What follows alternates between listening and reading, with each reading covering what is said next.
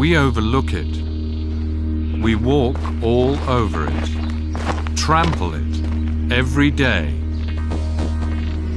Yet we need it, like the air we breathe. It's about time that we talk about soil, and certainly about time that we start protecting it. There can be no life without it. It feeds us, and we are responsible for it. Soil is formed from rocks that are decomposed slowly by the sun, the wind and the rain, by animals and plants. In this way, 10 centimeters of fertile soil are created in 2,000 long years, only 10 centimeters in 2 millennia. Soil that we deplete in only a few years, gone forever. Forests and plants protect the soil. But every year, 13 million hectares of forest are cut down. Fields are cultivated inadequately. Added to that are monocultures and farming on slopes.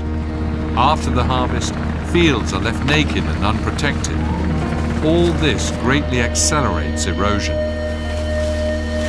And so, gone with the wind, washed away by water. 24 billion tons of fertile soil were lost in 2011 alone. A loss of 3.4 tons per person worldwide, no matter what age. Erosion costs each person $70 per year, a worldwide cost that amounts to $490 billion, an astronomical amount. Our cities are also growing rapidly. Every year in Europe, an area as large as the city of Berlin is transformed into urban areas. Half of these soils are sealed. This is soil from which nothing can grow. But fertile soil is finite and therefore invaluable. Investors and states have realized this. The race for the soils of the world has already begun. Land grabbing, often with questionable means for questionable purposes. Millions of hectares of land change owner every year. The price?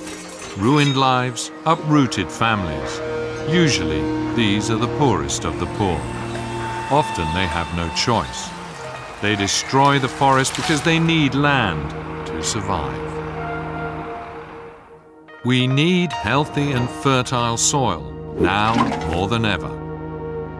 Projections say the available arable land per Earth inhabitant will be reduced by half by 2050. But already today, 1 billion people go to bed hungry night after night. That's 1 billion people too many, and this number will increase every day if we do not distribute soil fairly. If we do not increase yields dramatically on every piece of land, or simply discover a second Earth, but we might not want to rely on that option. Soil and land issues rarely get our attention, or that of our policymakers. We see the full supermarket shelves and believe that things will stay like this forever. We live on credit at the expense of soils, but they are not inexhaustible. We take out money from a bank account into which we never make any deposits. One day this account will be empty, our credit overdrawn, and our soils will be gone.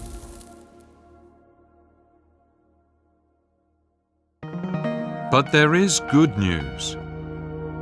We have long known what we must do in order to preserve soils for our children.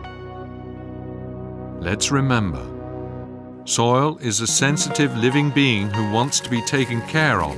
It is not a factory. Everyone has a right to soil. This right must be safeguarded by the law. And we cannot afford to bury our livelihood under a layer of asphalt. Now it's up to us. We must open our eyes and find ways to apply our knowledge, so we don't end up losing the ground under our feet.